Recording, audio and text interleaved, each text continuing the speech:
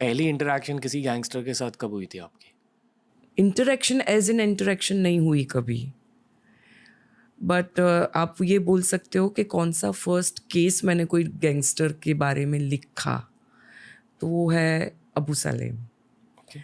अबू सालेम का first day in India उसको एक्स्ट्राडिट किया गया था, और मेरा first day as a court reporter एक ही है।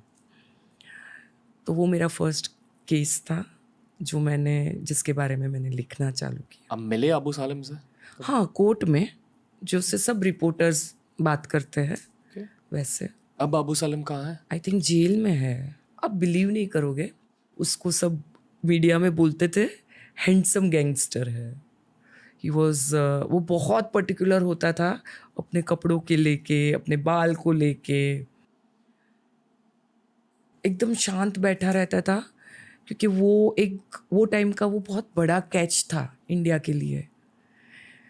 इंडिया मतलब उसके पहले कोई इतना बड़े गैंगस्टर को एक्स्ट्राडिट नहीं किया गया था। एक्स्ट्राडिट मतलब ट्रीटी होती है एक दो कंट्रीज के बीच में, तो वो लीगली उसको लाया गया था, डिपोर्ट नहीं किया था। ही एक्स्ट्राडिशन में उनको दो कंट्री के बीच में ये ट्रीटी होनी चाहिए, तो ही आप एक कंट्री से दूसरे कंट्री में उसको लीगली ला सकते हो। अबू सालेम का बैकग्राउंड क्या है?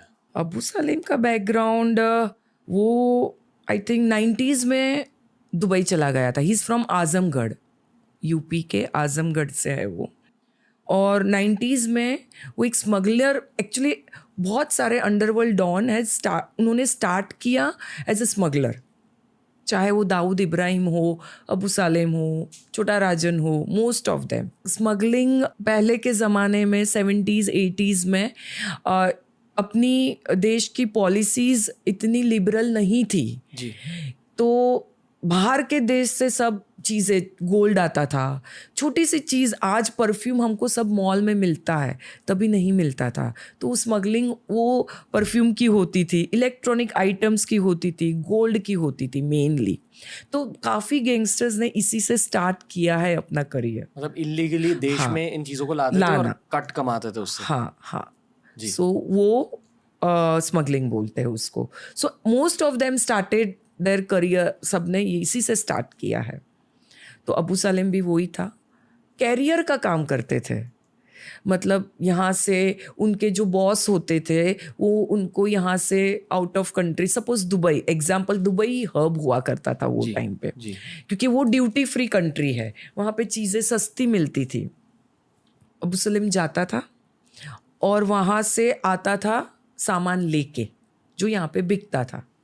सो उसने स्टार्ट किया ऐसे, एंड देन धीरे धीरे वो दाऊद इब्राहिम और उसका भाई बेसिकली अनीस इब्राहिम के टच में आया दुबई में, एंड वो गैंग से वो एसोसिएट हो गया। मतलब डी गैंग के साथ जुड़ गए। डी गैंग के साथ जुड़ गया वो। 90s का वो टाइम था जब भी एक्सटॉर्शन बहुत हफ्ता वसूली, तो वो डी गैंग के बिहाफ से वो कॉल्स करता था मुंबई के जाने माने व्यक्तियों को, जैसे वो बिल्डर हो, टीवी पर्सनालिटी, बॉलीवुड पर्सनालिटी हो, उनको प्रोटेक्शन मनी बोलते हैं। मतलब कहते थे कि या तो आप हमें पैसे दे दो या आपको प्रोटेक्शन नहीं मिलेगी। हाँ। अभी किससे नहीं मिलेगी? या तो वो राइवल गैंग हो सकती है या तो डी गैंग ही। वो टाइम पे सबसे ज़्यादा तो डी गैंग का ही वर्चस्व था 90s में। तो